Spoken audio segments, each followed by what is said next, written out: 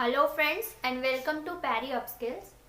आज की क्लास में हम पढ़ने वाले हैं क्लास 9th का चैप्टर 2 जो कि नाम है उसका पॉलिनोमियल्स। फर्स्ट वीडियो का इंट्रोडक्शन पार्ट है आपके, यहाँ पर देख लेते हैं पॉलिनोमियल्स होते क्या है। तो चलिए चैप्टर को स्टार्ट करते हैं। चैप्टर का नाम है हमारा पॉलिनोमियल्स।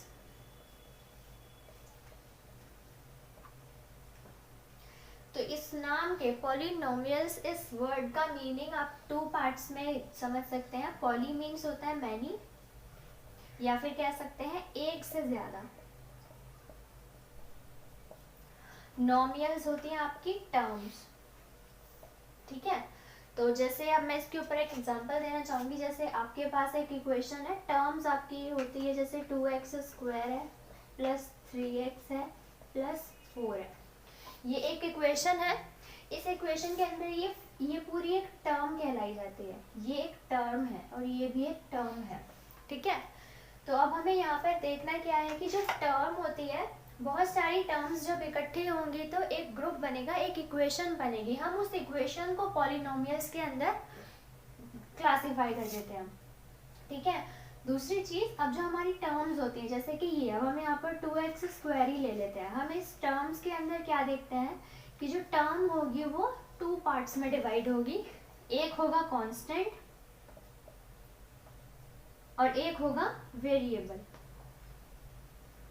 ठीक है। अब इस 2x स्क्वायर के अंदर हमारा 2 कांस्टेंट है। कांस्टेंट हमेशा हमारा सेम ही रहता है, चाहे 2 हो 3 हो, ठीक है। 2 हमारा कांस्टेंट है और x स्क्वायर हमारा वेरिएबल है।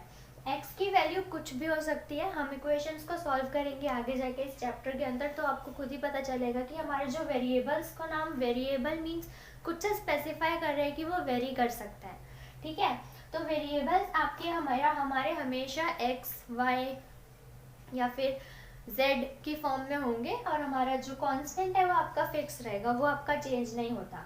तो मेन चीज ध्यान देनी है, पॉलिनोमियल्स हमारी इक्वेशंस होती हैं जिसके अंदर हमारी काफी सारी टर्म्स को इकट्ठा करके एक इक्वेशन बनाई जाती है, वो हमारी पॉलिनोमियल होगी। उसके बाद जो हमारी टर्म्स है, हर टर्म आपकी कांस्टेंट और वेरिएबल से मिलके बनेगी। यहाँ पर भी हमारा 3 कांस्टेंट है और x वेरिएबल है। यहाँ पर हमारा 4 कांस्टेंट है और अगर हम यहाँ पर बात करें वेरिएबल की, तो वेरिएबल है लेकिन उसकी पावर 0 है, इसकी पावर 1 है, x की पावर 2, x की पावर 1 और x की पावर 0। किसी की भी पावर अगर 0 होती है तो वो 1 हो जाता है, ठीक है। तो वेरिएबल हर जगह है बट उसकी पावर 0 है, तो जिसकी भी पावर 0 होती है वो आपका 1 हो जाता है, ठीक है। तो अच्छे से इस कॉन्सेप्ट को क्लियर कर लीजिए कि पॉलिनोमियल्स है क्या और हम इस चैप्टर के अंदर क्या पढ़ने जा रहे हैं। अब हम देख लेते हैं, एक हमारा यहाँ पर टॉपिक है आपको कोफिशिएंट। एक टर्म आ जाती है, कोफिशिएंट क्या होता है। आपसे बोला जाए कि मेरा यहाँ पर इक्वेशन है 3x की पावर 5, 4x की पावर 4, 9x की पावर 3, 2x की पावर 2 प्लस 6। ये एक इक्वेशन है अगर हमारी, और हमें बोला जाए what is the coefficient of x cube. मतलब एक्स क्यूब के आगे जो कांस्टेंट नंबर है ना, वही हमारा कोफिशिएंट होता है। अगर हमें स्पेसिफाई किया गया है कि इस इक्वेशन के अंदर ही क्वेश्चन दे दिया गया what is the coefficient of x cube, तो हम बताएंगे आंसर में इसका 9 is the coefficient of x cube. वही अगर आपसे पूछ लिया जाए x की पावर 5 का कोफिशिएंट क्या है, हम बोलेंगे 3। x की पावर 4 का कोफिशिएंट क्या है, 4, ठीक है। तो छोटा सा ये भी कॉन्सेप्ट है आपका। कोफिशिएंट एक टर्म आ रही है इसके अंदर, जो हमें पता लगाना है कि वो हम बोल दिया जाएगा कि अगर हमें इस x की पावर 2 का, x की पावर 3 का, x की पावर 4 का, इनके कोफिशिएंट क्या है। रैंडमली एक नंबर से आपसे पूछ लिया जाएगा, बड़ी सी इक्वेशन के अंदर रैंडमली पूछेंगे कि x की पावर 3 का कोफिशिएंट क्या है, तो वो आपको बताना होगा, ठीक है। सिंपल सा क्वेश्चन इसके ऊपर आ जाता है 1 मार्क का। तो हम आपको ये बताना है कि x5 का कोफिशिएंट 3 है, नॉर्मल। तो अब हम एक न्यू टर्म के साथ फैमिलियर होने जा रहे हैं जो हमारी है डिग्री। तो डिग्री क्या होता है बच्चों, इस चैप्टर के अंदर ही हम देखेंगे। डिग्री होता है हायर पावर ऑफ x। जैसे अगर मैंने यहाँ पर एक इक्वेशन लिखी 4x cube plus 2x plus 3, ठीक है। तो यहाँ पर हमारी x की सबसे हाईएस्ट पावर क्या है 3, तो हम क्या बोलेंगे degree of this equation is 3। अगर मैं कह दूँ 5x की पावर 10 9x प्लस 3, तो इसमें डिग्री क्या होगी आपकी 10। ठीक है। अगर मैं बोलूँ 2x प्लस 1 है, तो इसमें डिग्री क्या होगी, x की हाईएस्ट पावर हमारी सिर्फ 1 ही है, हमें और कुछ नहीं मिल रहा है इसमें, तो हम डिग्री 1 ले लेंगे। अगर मैंने बोला यहाँ पर 5 है, तो इसकी डिग्री कितनी होगी, तो हमें पता है x यहाँ पर है नहीं, और मैंने अभी आपको बताया था कि जहाँ पर x की पावर 0 होती है तो इसका मतलब वो 1 हो जाता है। तो यहाँ पर x है ही नहीं, तो हम यहाँ पर बोलेंगे कि जो डिग्री है हमारी वो 0 है। ठीक है। नेक्स्ट हम एक टॉपिक देख लेते हैं, zeros of polynomial. Zeros of polynomial से हमारा क्या मतलब है, यहाँ पर हमें मेनली ये फोकस करना है कि एक इक्वेशन है, एक पॉलिनोमियल है हमारे पास, और हमें उसका ज़ीरो फाइंड करना है, मतलब एक ऐसा नंबर उसके लिए हमें फाइंड करना है जिसपे उस पूरी इक्वेशन की वैल्यू ज़ीरो हो जाती है। तो हम एक एग्जांपल लेके देखते हैं, एक्स स्क्वायर माइनस 1, एक ये हमारी इक्वेशन है। तो हमें यहाँ पर क्या करना है ना, कि हमें ऐसा एक नंबर पता करना है, एक ऐसा नंबर हमें फाइंड करना है जिससे कि हमारी इस इक्वेशन की वैल्यू 0 आ जाए। तो हम क्या करेंगे, यहाँ पर हम इसको इक्वल रख देंगे 0 के, x square is equal to 1 हो जाएगा, एक्स इज इक्वल टू √1 हो जाएगा। ठीक है। तो x हमारा प्लस माइनस 1 होगा, मतलब x हमारा प्लस में भी हो सकता है और माइनस में भी 1 हो सकता है, दोनों ही आपके प्लस और माइनस 1 हमारे इसको 0 सेटिस्फाई करेंगे। इसको भी हम एक बार देख लेते हैं कैसे, एक्स स्क्वायर माइनस 1 है, पहले 1 करके देखते हैं, 1 का स्क्वायर माइनस 1, तो 1 माइनस 1 हो गया 0। अगर मैं एक्स स्क्वायर माइनस 1 में माइनस 1 को रख के देखूँ तो भी मेरा 1 माइनस 1 0। तो हमें इन इक्वेशंस की एक ऐसी वैल्यू निकालनी होती है जिस पर इस पूरी इक्वेशन की वैल्यू 0 हो जाएगी, चाहे जितनी ही बड़ी इक्वेशन हो, जितनी छोटी इक्वेशन हो, एक ना एक नंबर उसका ऐसा होगा जो उसका 0 कहलाएगा, इस इक्वेशन की वैल्यू को 0 कर देगा। तो इसके ऊपर अब हम एक क्वेश्चन देख लेते हैं, एनसीईआरटी का ही बुक का उठाया हुआ आपका ये क्वेश्चन है एक। हमें बोला है कि find P0, P1 and P2 of each of the following. अगर हमारे पास ये इक्वेशन है, हमारी फर्स्ट इक्वेशन है Py is equal to y square minus y plus 1, ये एक इक्वेशन है। तो हमें इसमें फर्स्ट सबसे पहले P0 फाइंड करना है, यानी कि जहाँ जहाँ हमारा y है वहाँ वहाँ हम 0 रख देंगे, 0 का स्क्वायर माइनस 0 प्लस 1, तो P0 हमारा हो गया 1। अब हमें फाइंड करना है P1, सेकेंड हमें P1 फाइंड करना है। तो जहाँ जहाँ आपका y होगा वहाँ वहाँ हम 1 रखेंगे।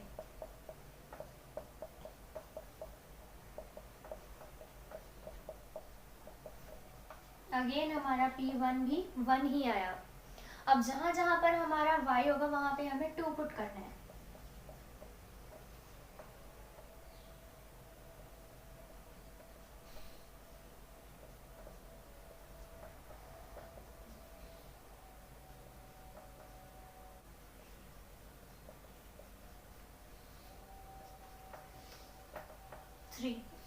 ठीक है। तो हमें सिर्फ इनके कहने पर, क्वेश्चन का कहना था कि हमें P0, P1 और P2 फाइंड करना है, वो हमने फाइंड कर लिया। इक्वेशन में जहाँ जहाँ y था वहाँ वहाँ पर हमने वैल्यूज रखी, सबसे पहले ये, फिर ये और फिर ये, 0, 1 एंड 2 टर्म बाय टर्म।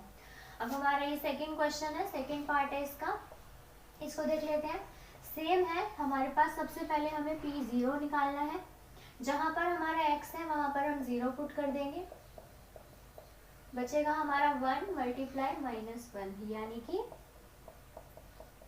हमारा -1 आंसर आया। अब हमें यहाँ पर 1 पुट करना है, तो हम जहाँ जहाँ x होगा वहाँ वहाँ 1 डालेंगे, 1 + 1 1 - 1, 2 मल्टीप्लाई 0, अब किसी को भी हम 0 से मल्टीप्लाई करते हैं तो 0 आ ही जाता है। अब हम तीसरा लेंगे, 2 पुट करना है हमें, x की जगह पर 2 + 1 2 - 1, 3 × 1 3।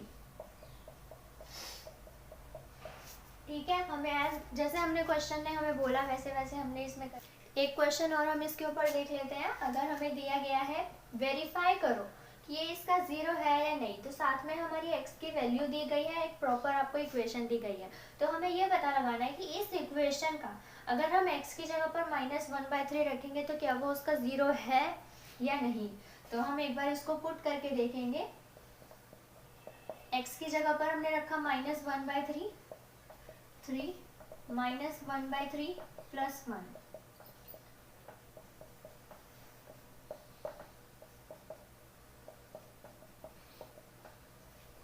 0 आ गया। तो हम लिखेंगे यस, हमारा जो x = -1/3 है इज अ 0 ऑफ px।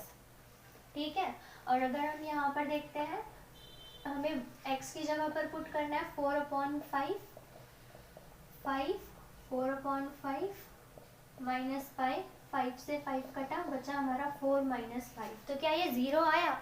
इसका आंसर 0 नहीं आया। इसका मतलब हम यहाँ पर लिखेंगे x = 4/5 is not 0 of px।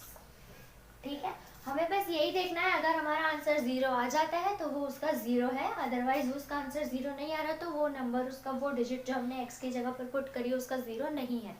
ठीक है, नोट कर लीजिए।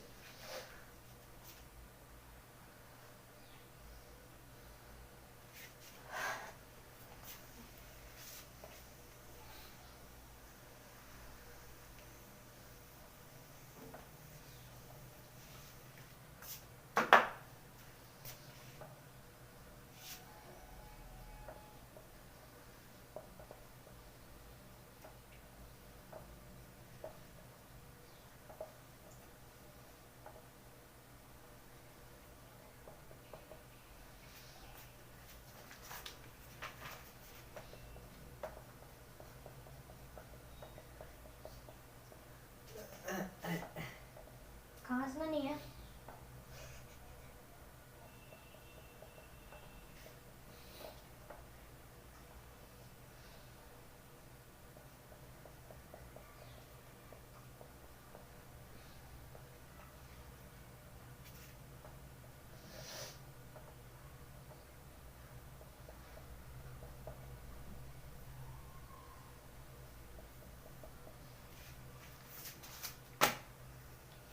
तो अब हम एक और क्वेश्चन देख लेते हैं। ये थोड़ा डिफरेंट क्वेश्चन है आपका, find the zeros of the polynomial. पहले क्वेश्चन में था कि हमें देखना है कि जो हमें साइड में आपका एक सोल्यूशन दे रखा है x का, वो उसका 0 है या नहीं। और इस क्वेश्चन में हमें देखना है कि हमें खुद से निकालना है वो जीरोस का। तो हम क्या करेंगे, पुट px = 0, यानी कि हम इस पूरे को 0 के बराबर कर देंगे। तो x + 5 = 0, x = -5। तो x = -5 is the 0 of px = x + 5। ठीक है, तो जो भी हमारे को सॉल्व करके x की वैल्यू मिलेगी वो उसका 0 होगा। यहाँ पर देख लेते हैं, पुट px = 0, तो ax = 0, तो हम x = 0 अपॉन a हमारा यहाँ पर मल्टीप्लाई हो रहा है, नीचे जाके डिवाइड हो जाएगा, तो x की वैल्यू बचेगी 0। तो x खुद 0 होगा तब वो इस इक्वेशन का 0 कहलाएगा। यहाँ पर भी हमें एक बार पुट करना होगा px को 0 के बराबर। तो 3x - 2 = 0, 3x = 2, x = 2/3। तो x हमारा 2/3 ही इसका 0 है। px हमारा, अगर हम x की जगह पर 2/3 रखेंगे तो इस पूरी इक्वेशन की वैल्यू हमारी 0 हो जाएगी। एक लास्ट क्वेश्चन देख लेते हैं। हमें यहाँ पर px को हमें पुट करना है 0 के बराबर। cx + d = 0, cx = -d, x हमारा आएगा -d/c। ठीक है, तो हमारा x आएगा -c/d। तो हमें x की वैल्यूज निकालनी है। तो बच्चों, आज की क्लास में हमने पॉलिनोमियल की बहुत बेसिक चीज़ें, बहुत ज़्यादा इजी टर्म्स के ऊपर फोकस करा है। हमने सबसे पहले देखा पॉलिनोमियल्स का मतलब क्या है, फिर हमने टर्म्स देखा, constant, variables, coefficients. In terms को याद रखना बहुत ज़रूरी है, तो उन पर आप एक बार फोकस कर लीजिएगा। वीडियो को रिवाइंड करके भी देख लीजिएगा अगर नहीं समझ आया होगा। बहुत ईजी टॉपिक है जो आपको क्लियर होना चाहिए। उसके बाद हमने फोकस करा ज़ीरोज़ के ऊपर। हमें जब साथ में कोई एक्स का सोल्यूशन दे रखा होता है तो वो उसका ज़ीरो है या नहीं ये पता लगाना है, नहीं दे रखा होता तो ज़ीरो हमें निकालना है। बस इस वीडियो में हमने आज के लिए इतना ही करा है। इस चीज़ को अच्छे से